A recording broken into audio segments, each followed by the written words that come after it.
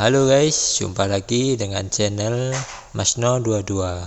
Sebelum kita lanjut ke ceritanya, jangan lupa yang belum subscribe di subscribe, like, dan komen videonya ya. Terima kasih. Kakak kedua, jangan takut, masih ada aku. Pada saat ini, Ji Yun, yang berada di antara kerumunan, berjalan ke arah Ji Meiling dan berbisik. Li Meiling melirik Ji Yun dan mengangguk sambil tersenyum terlepas dari kekuatan Ji Yun. Setidaknya dengan Ji Yun di sini, Li Meiling tidak akan merasa terlalu kesepian. Saat Ji Meiling dan Ji Yun sedang berbicara, Ji Meizhen tidak jauh dari situ melihat Ji Yun.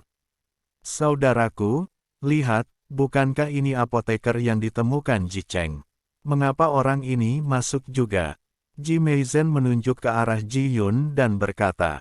Saat itu, Ji Cheng menelepon Chen Ping dan yang lainnya dan berkata bahwa mereka semua adalah apoteker, jadi Ji Meizhen dan yang lainnya juga menganggap Ji Yun sebagai apoteker.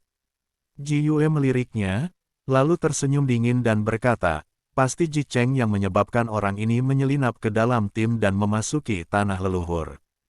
Dia tidak menyadari bahwa dia masih mengenakan pakaian keluarga Li kita. Tapi itu tidak masalah. Bahkan jika dia mengenakan pakaian keluarga Ji dan memasuki tanah leluhur, itu akan sia-sia.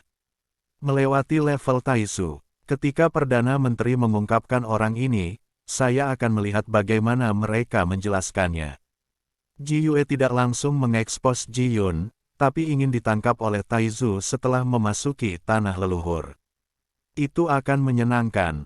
Kelompok mereka dengan cepat masuk ke tanah leluhur, dan kemudian masuk ke aula utama. Taizu dari keluarga Ji masih duduk di tengah aula, matanya sedikit tertutup.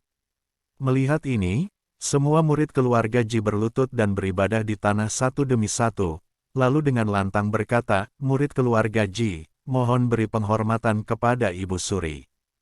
Taizu perlahan membuka matanya dan menatap langsung ke arah Qin Su. Tidak perlu memeriksa garis keturunannya, sekilas terlihat bahwa Qin Jingyu bukan anggota keluarga Ji. Apa yang terjadi? Mengapa orang luar masuk? Taizu bertanya dengan dingin. Taizu, ini Tuan Muda Qin dari Istana Juman. Karena Istana Ju baik terhadap keluarga Ji kita, maka kepala keluarga telah memberikan izin kepada Tuan Muda Qin untuk memasuki tanah leluhur. Ada perintah dari kepala keluarga. Di sini. Ji Yue buru-buru menunjukkan perintah pemimpin keluarga kepada Taizu. Taizu hanya melihatnya sekilas dan tidak berkata apa-apa, malah melambaikan tangannya dan membuka pintu tipis di belakangnya. Pintu cahaya terbuka dan semua orang bisa memasuki tanah leluhur, tapi Ji Yue penuh keraguan. Taizu, kenapa kamu tidak memeriksa identitas kami? Bagaimana jika ada orang luar yang ikut campur? Li Yue bertanya pada Taizu. Tidak ada yang akan menyelinap masuk, saya sudah memeriksanya, orang-orang ini semua memiliki darah keluarga Ji. Li Yue berkata pada kamera Taizu. Tidak ada yang akan menyelinap masuk, saya sudah memeriksanya, orang-orang ini semua memiliki darah keluarga Ji. Taizu berkata dengan tenang, Taizu, apakah kamu melakukan kesalahan? Apakah kamu ingin memeriksanya lagi? Ji Yue jelas melihat Li Yun dan berbaur dengan tim, tapi Taizu tidak mengetahuinya. Apakah kamu menanyaiku? Taizu memandang Ji Yue dengan dingin. Pada pandangan ini, Ji Yue sangat ketakutan sehingga dia melompat ke tanah dan bersujud berulang kali. Taizu, tenanglah, saya tidak berani mempertanyakan Taizu.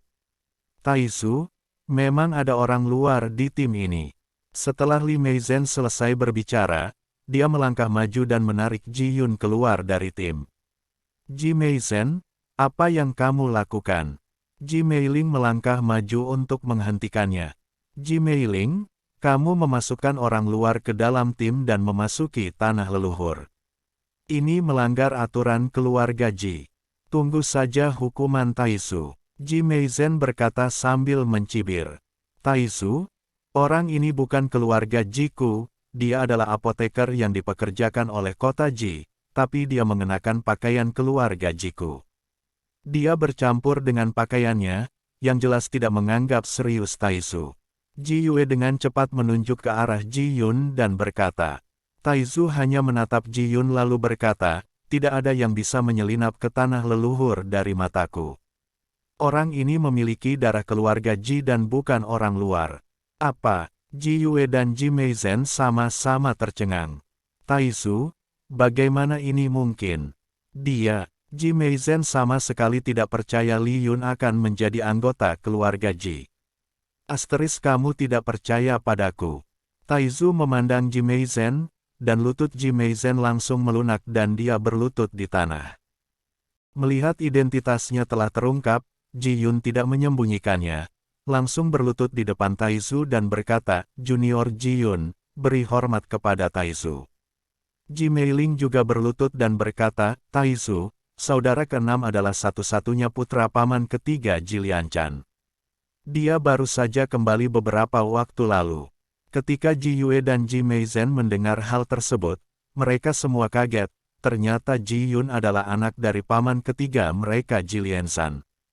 Tapi mereka tetap dirahasiakan. Oke, ayo masuk, jangan buang waktu, kali ini tanah leluhur hanya akan dibuka 3 hari. Berapa banyak yang bisa Anda panen tergantung pada nasib Anda sendiri. Taizu melambaikan tangannya dan meminta semua orang segera memasuki tanah leluhur. Adapun perselisihan dalam keluarga Ji, Taizu tidak peduli, dia hanya ingin melindungi tanah leluhur. Segera, semua orang melewati gerbang cahaya dan memasuki tanah leluhur. Ini adalah pertama kalinya banyak orang memasuki tanah leluhur, jadi mereka sangat gugup. Li Yun juga sedikit mengepalkan tinjunya. Wajahnya sangat gugup. Saudara keenam, kamu tidak perlu terlalu gugup. Tidak ada yang buruk tentang tanah leluhur. Apa bahayanya? Li Meiling menghibur Ji Yun. Saat semua orang merasakan kilatan cahaya putih di depan mata mereka, pemandangan indah yang dikelilingi pepohonan hijau subur dan pegunungan muncul di hadapan mereka. Banyak orang yang sangat terkejut saat melihat ini. Mereka mengira tanah leluhur ini dipenuhi aura teror dan diselimuti kekacauan abu-abu. Namun saya tidak menyangka bahwa pemandangan indah Gunung Qiangshan jauh melebihi ekspektasi banyak orang. Terlebih lagi, aura di sini jauh lebih kaya daripada energi spiritual surga dan dunia manusia, dan bahkan aura aslinya pun sangat kaya. Hanya saja banyak dari orang-orang ini yang belum membuka ruang asal, sehingga mereka tidak dapat menyadari asal-usulnya. Saudaraku, kamu mengatakan bahwa putra paman ketiga ada di sini, dan paman itu bahkan menyembunyikannya dari kami. Apakah dia punya niat? Ji Meizhen melirik Ji Yun tidak jauh dari situ dan berkata, tampaknya paman ketiga baik-baik saja di luar. Meskipun saudara keenam tidak kuat, teman-temannya sangat kuat, terutama Chen Ping, yang tidak hanya seorang apoteker, tetapi juga seorang apoteker, seorang dokter. Saya bisa mematahkan lengan Tuan Qin. Sepertinya paman itu ingin mengikuti paman ketiga secara diam-diam, lalu bergabung dengan paman ketiga untuk melakukannya. Usirlah silsilah kami. Li Yue dengan cermat menganalisis para penggemar. Bagaimanapun, Ji Lianjun pasti memiliki kepentingan egoisnya sendiri dalam menyembunyikan identitas Ji Yun. Jika tidak, dia tidak akan melakukannya. Tersembunyi. Saudaraku, analisismu benar sekali. Sepertinya kita harus mengambil tindakan dan berusaha memenangkan hati saudara keenam. Jika garis keturunan paman ketiga dapat menghidupi kami, maka jabatan kepala keluarga harus menjadi milik ayah saya. Ji Meizhen berbisik. Baiklah, ayo pergi ke sana, Ji Yue mengangguk. Segera, Li Meizhen dan Ji Yue berjalan menuju Li Yun. Kakak keenam, aku benar-benar tidak menyangka bahwa kamu adalah anak paman ketiga. Mengapa kamu tidak memberitahu adikmu lebih awal? Jika kamu memberitahuku lebih awal, tidak akan ada kesalahpahaman. Li Meizhen datang dan mengikuti Ji Yun mendekat. Benar, kakak keenam, kamu memperlakukan kami terlalu seperti orang luar. Sekarang kami tahu identitasmu, kami pasti akan menjagamu. Jangan melihat keindahan tanah leluhur ini, tapi banyak bahayanya. Tetap ikuti kami. Mari kita pergi bersama-sama. Jika terjadi sesuatu, kita bisa memindahkannya. Ikuti Ji Meiling. Dia tidak bisa melindungi dirinya sendiri. Bagaimana dia bisa menjagamu? Ji Yue juga melangkah maju untuk memenangkan hati Ji Yun. Li Yue, Li Meizhen, apa yang ingin kamu lakukan? Kakak keenam tidak akan bersama orang sepertimu. Apakah kamu ingin mendapatkan sesuatu dari saudara keenam? Ji Meiling memelototi Ji Yue dan Ji Meizhen. Ji Meiling, jangan bicara omong kosong. Apa yang bisa kami dapatkan dari kakak keenam? Kami hanya khawatir keamanan saudara Xin Liu. Bisakah kamu melindungi saudara keenammu sendirian sekarang? Bagaimana jika kamu menghadapi bahaya di tanah leluhur ini? Kawan Ji Meizhen yang menghina. Aku bisa, meski harus mengorbankan nyawaku. Aku akan menjaga adik keenamku tetap aman, kata Ji Meiling dengan marah. Oke, ayo berhenti berdebat. Kita semua adalah satu keluarga. Mengapa melakukan ini? Kakak kedua sendirian dan relatif kesepian. Lebih baik aku tinggal bersamanya. Ji Yun memilih untuk bersama Ji Meiling. Namun, Ji Yun tidak banyak bicara, lagi pula dia dan Li Meiling tidak sekuat Ji Yue dan Ji Meizhen. Apalagi mereka juga memiliki Qin Suyong. Oleh karena itu, kata-kata Mercury Cloud untuk sementara membuat Li Yue dan Meizhen tidak terlalu memusuhi dia, sebaliknya. Mereka menyebabkan masalah di tanah leluhur dan menyerang dia dan Li Meiling, yang akan merepotkan. Li Meizhen ingin mengatakan sesuatu yang lain, tetapi dihentikan oleh Ji, dan kemudian berkata sambil tersenyum, saudara keenam, kamu ingin siapa?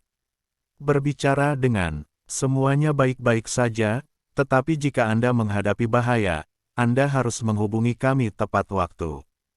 Terima kasih, saudara kedua, Yun mengangguk. Ji Yue dan yang lainnya pergi, dan semua orang juga berpencar untuk mencari peluang, hanya ada 3 hari, jadi tidak ada yang akan menimbulkan masalah. Adik keenam, ayo pergi juga. Selain sumber ketidakberdayaan, tanah leluhur ini juga memiliki banyak sumber daya lainnya, seperti jika kita beruntung, alangkah baiknya juga menemukan senjata sakti peninggalan nenek moyang kita.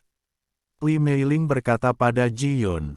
Ji Yun mengangguk, lalu mengikuti Ji Meiling ke tanah leluhur.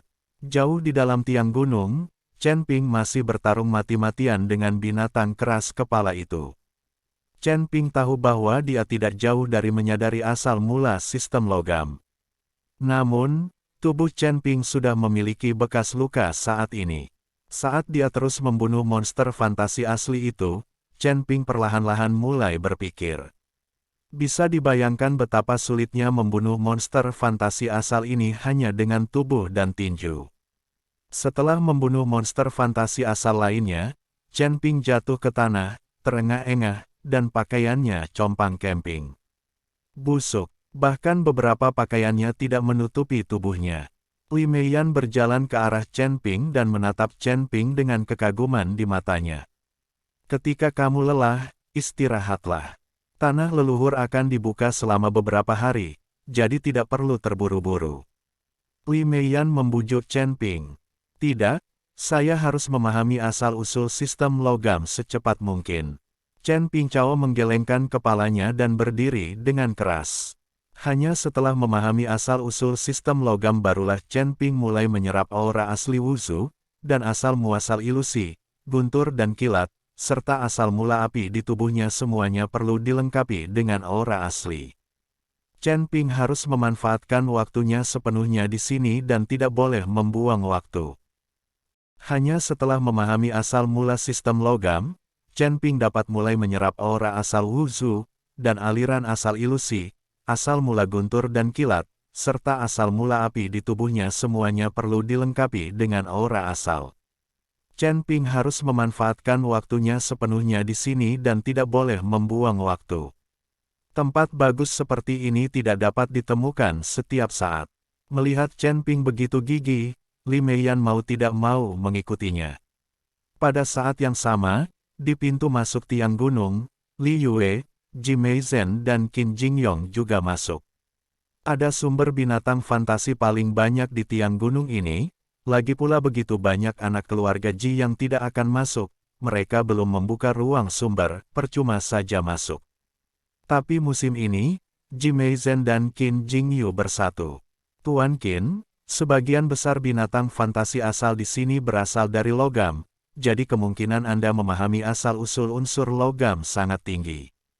Ji Yue berkata pada Qin Jingyu, Tuan Qin, binatang fantasi asal ini perlu dibunuh dengan kekuatan tubuh fisik, dan sihir tidak dapat digunakan. Ada juga senjata ajaib, sehingga Anda bisa menyadari asal-usul sistem logam secepat mungkin. Hanya saja itu akan sedikit berbahaya, dan kamu harus kuat secara fisik untuk melakukannya. Tahan serangan binatang fantasi asal itu. Li Meizhen berkata pada Qin Jingyu. Hahaha. Klan Istana Jumanku mungkin tidak bisa dibandingkan dengan yang lain dalam hal sihir, tapi dari segi tubuh fisik, siapa yang bisa? Bisakah Anda memeriksanya lebih baik dari kami? Kami telah melatih tubuh kami sejak kami masih muda. Bahkan jika saya tidak bergerak sekarang, senjata biasa bahkan tidak berpikir untuk menyakiti saya sama sekali. Feng Jiaoyu tertawa, baginya, ini hanyalah permainan anak-anak.